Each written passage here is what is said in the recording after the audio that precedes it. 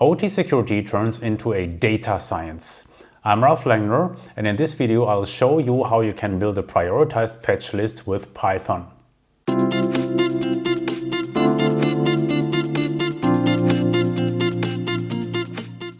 Among the more difficult tasks in OT security is the question of which vulnerabilities you should patch on which systems.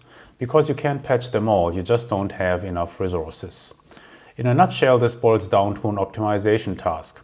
Let's assume we are faced with 1000 vulnerabilities, but with the resources that we have, we can patch only 100 of those within a reasonable amount of time. In order to solve this problem, we combine the CVSS base core of a given vulnerability with context data from the vulnerable systems, namely criticality and network exposure.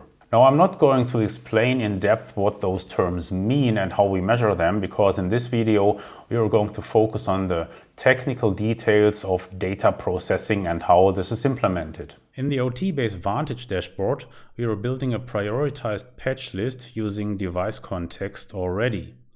But let's assume you want to build your own list because you want to tweak the scoring algorithm. In order to do this, we first export device data from OT-based Asset Center as a JSON file by simply clicking the JSON export button in the device inventory.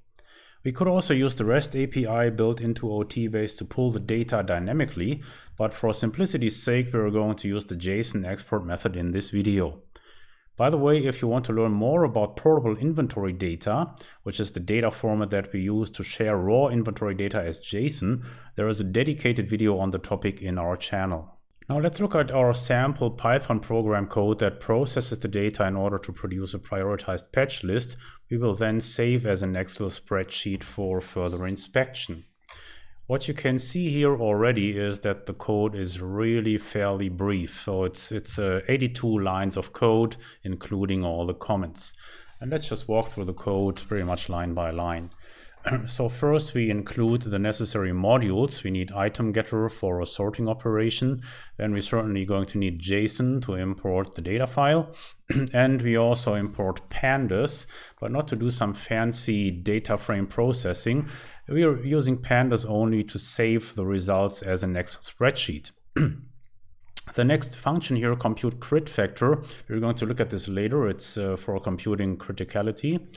Compute score, we'll also get back to that in a minute, but let's focus on this line here first. So here we open the input file, which was named OT-based devices, and that is the file that you export from OT-based Asset Center. And we can directly load it into Python by simply calling json.load.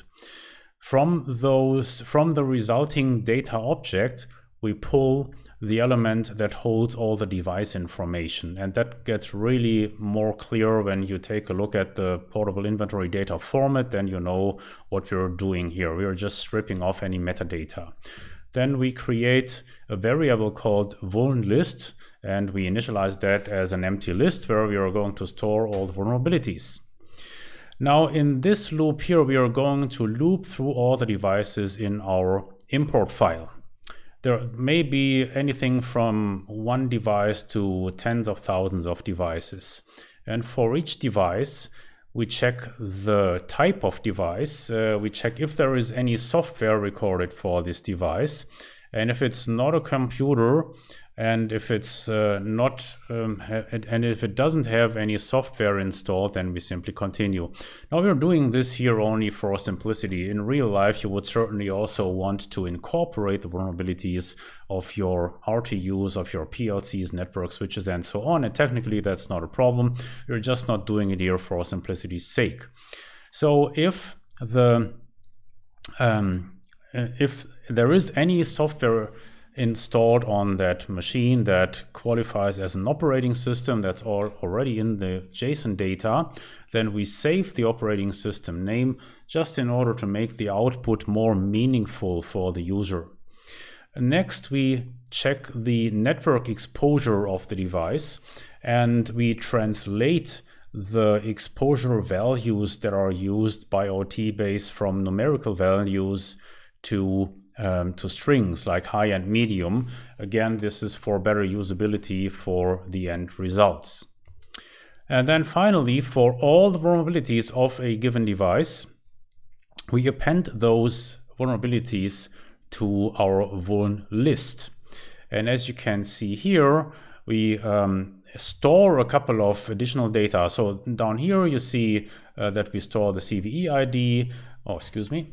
We also store the priority, which is pretty much the severity of the CVE. We store the base score and so on. But we also store the device ID, the name of the device, the operating system version, and a couple of other metadata in order to make it more meaningful. And that is basically our list where we collect the vulnerability information that we need later to produce the prioritized patch list.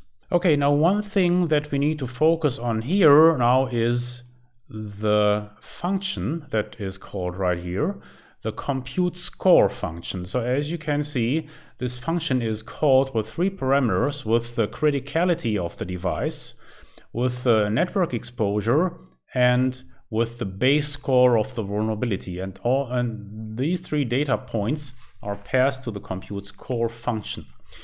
Now let's look at that function. So it's right here. Very simple. The function does a multiplication of the criticality factor. We'll get to that in a couple of seconds. The network exposure and the CVSS base score of the vulnerability.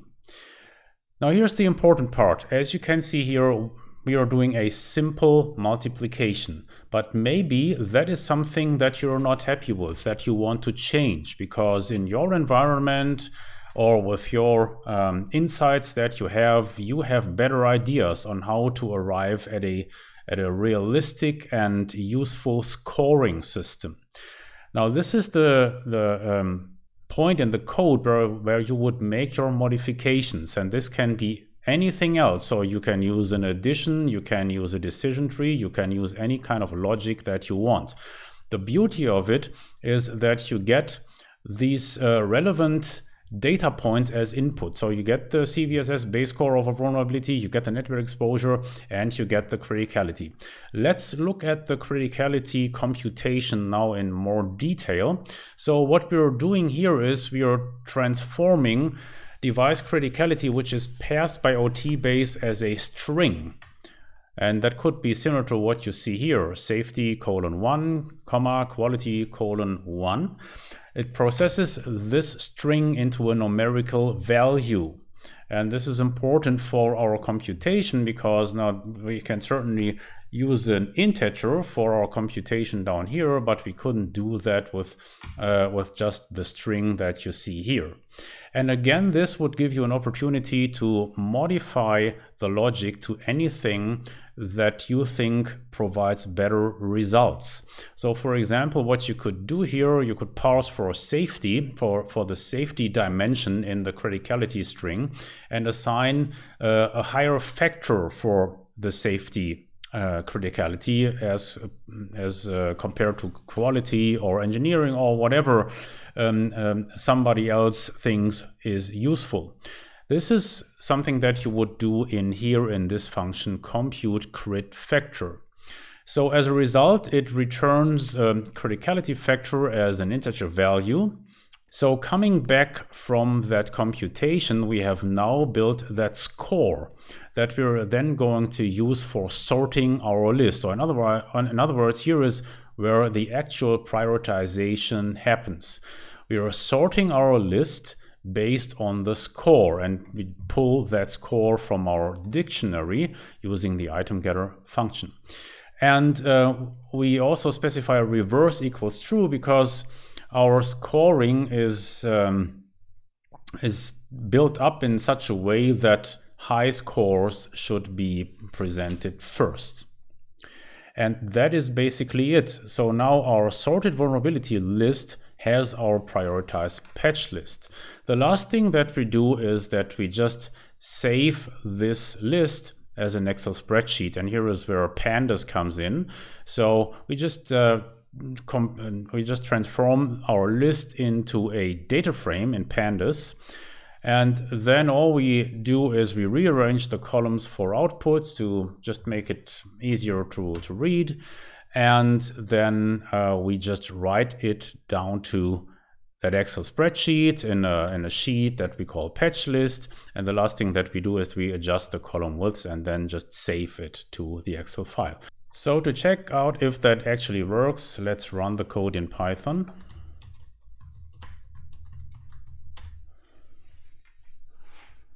Not much going on here because we don't do any printouts. So let's check our resulting Excel spreadsheet.